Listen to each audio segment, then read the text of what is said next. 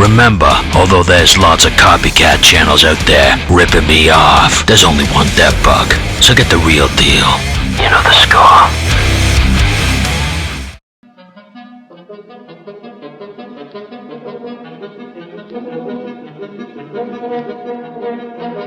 Lesbianism is something that can happen to any one of you.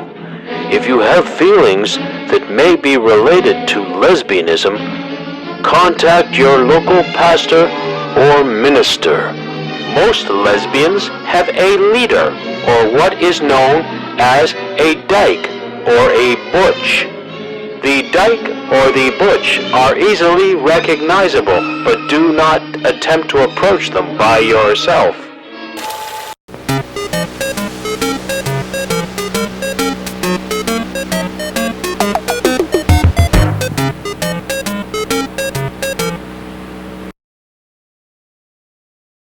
Also breaking for you right now, the search continues for that missing 8-year-old girl in Gwinnett County who police say is in danger tonight.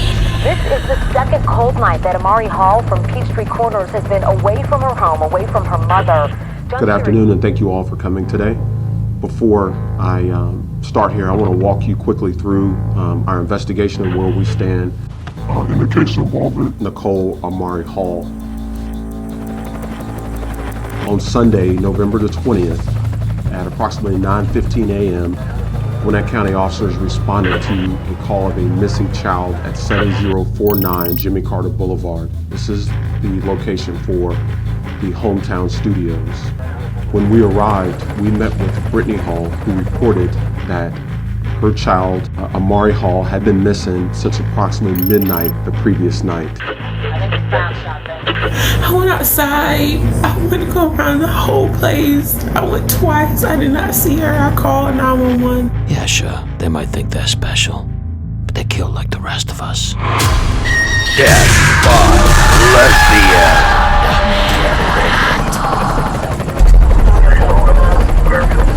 When mother of three, Brittany Hall, called police Sunday morning and reported her 8-year-old daughter missing, they felt her pain. After all, nothing worse than a parent's kid going missing.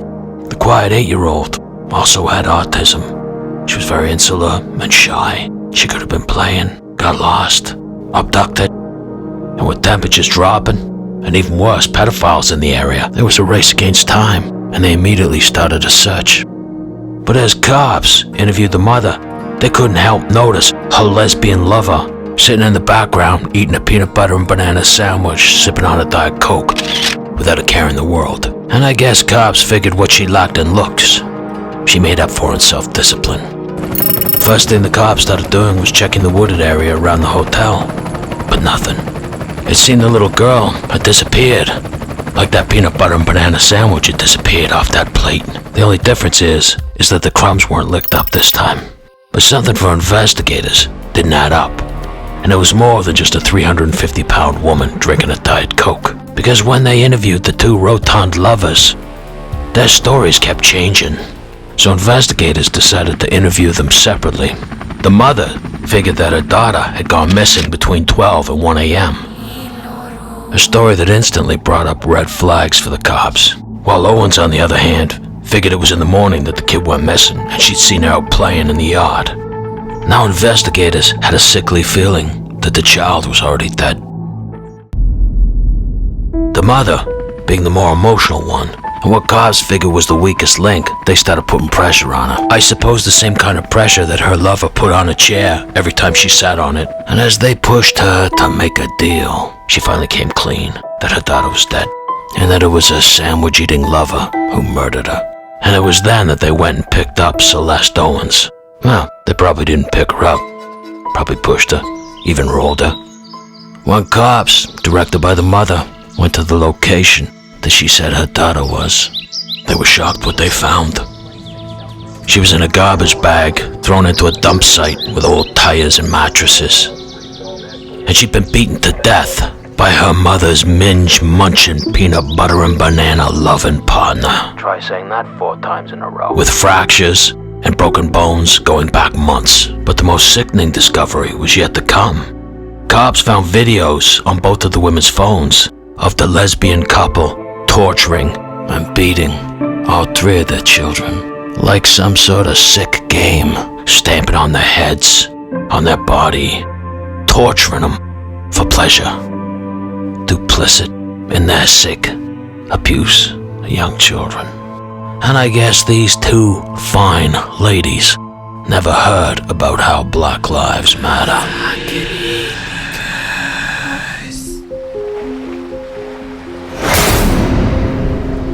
But sometimes great evil can be masked by great beauty. With true motives not always so easy to detect. Case in point. Meet one Diego Concalves. The 21-year-old is a sweet, fun-loving guy, but don't have an enemy in the world. But I guess you don't need to be enemies with someone for them to figure that you're worth more to them dead than alive. Diego works at a hotel on a holiday resort, and he suits the job, presents well, the gift of the gab, and I guess it's a pretty good job for meeting pussy. Speaking of which, meet 19-year-old Maria Milvera and 21-year-old Marina Francesca. And any normal man, unless he's a gay, would like to add the sauce into their tacos. You know the score. But forget about it, guys, because they're not interested. But by chance, the hero of our story, Diego, he had a secret hookup with Maria, and he got balls deep. But she'd kept it a secret from her lover, I guess because she didn't want her to know that she won a full lesbo. And during this said encounter, while she was loosening his belt, he got a loose tongue. And he told her that he just inherited $70,000 from his mother, who'd had an insurance payout. Which I guess explained why a bellboy lived in such an impressive accommodation. No one could say for sure which one of the girls came up with the plan. And now that it's in court and fingers are pointing, their lips are sealed. And as for Diego, well, he's at a loss for words. But the 3 of them went out to a club that night, and Diego was slipped a date rape drug. And with the promise of a threesome, they went back to his place. But Diego never got his dinky stinky, and he passed out. And one of the girls strangled him to death, and they consummated their deal next to his corpse. And in the sex and drug-fueled frenzy, they cut off his head. Then followed limb by limb the rest of Diego the Dago.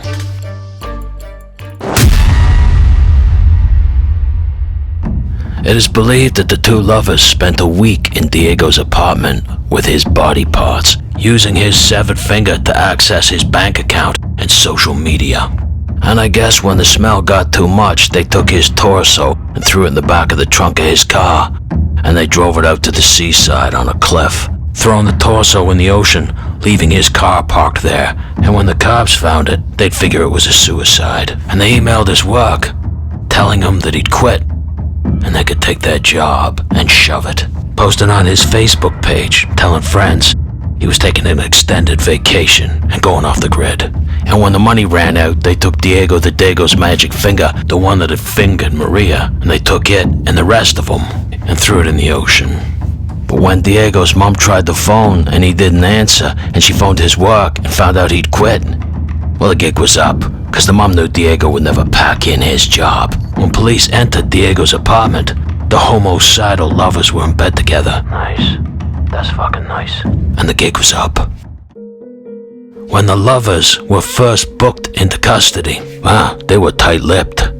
But when parts of Diego started washing up on shore, including a foot in a resort's pool that a seagull must have dropped, it was every lesbian for herself, and they started singing like a spastic who just got a toy tambourine for Christmas. I guess forever love is only forever love until you're facing a life sentence. But it turns out the judge must have had a soft spot for lesbians. Well, that, and they never found all of Diego's body, because the judge said the prosecutors hadn't fully proven their case, and the 2 leses only got 5 years each, and the rest on bail.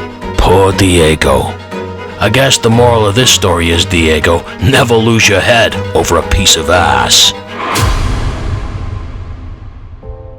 A court has heard a young woman accused of murdering her ex-girlfriend in Zeppelin. There was an egghead philosopher who once said that we never know that exact moment that love begins, but we always know the moment that it ends. But then again, all those egghead philosophers are homos anyway, so who cares what they think? Meet Zizi Wang, better known as Jessie, and her girlfriend Su Yu Cho. And I guess you could say that the couple had a pretty good run of it, lasting 3 years through good times. And apparently in the beginning, they couldn't keep their hands off of each other. It must have been Jessie's choice of beach attire, which was the real aphrodisiac. But time moves on, and so did So Yu Cho, and she got a new girlfriend. And by all accounts, it were the real deal, and they were getting stinky finger 247. But friends say it was Zizi or Jessie that was having a hard time accepting things. I guess her sort of beach apparel ain't an aphrodisiac for everyone. It was one night out of the blue that So Yu Cho phoned Jessie and said she wanted to drop by their old apartment and pick up some of her possessions. But when she showed up, Jessie started bringing up those same old issues. And when So Yu Cho said, "I'm out of here," Jessie took it literally and picked her up and threw her off the balcony, where she fell 5 floors like a rock, a lesbian rock, hitting a metal fence below. When Jessie looked off the balcony, she could see that remarkably, her ex-girlfriend had survived the 5-story fall. And I guess like any ex-lover, Zizi or Jessie was horrified of what happened, and she went down in the elevator to ascertain if her ex was okay. It's then that security footage shows Jessie casually stroll over to her injured ex.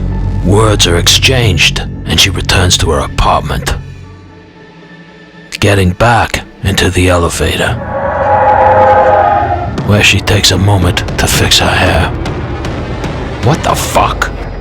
Then calmly going into her apartment to change her pants. Minutes later, coming out and getting back into the elevator, returning to So Yu Cho, who is attempting to drag herself to safety. And Zizi returns to her ex, stabbing her 40 times in the neck and the chest as she lies there helplessly. When police arrived 30 minutes later, after neighbors had called them, remarkably, the young woman is still alive. But tragically, she succumbs to her injuries as they wait for the ambulance. It was the next day that Zizi was found just outside of town on a bridge. She'd been driving her ex's Mercedes and was contemplating jumping, but I guess she wasn't dressed for the weather.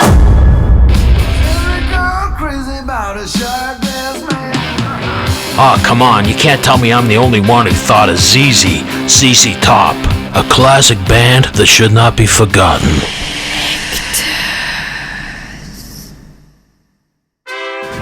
Legion forever!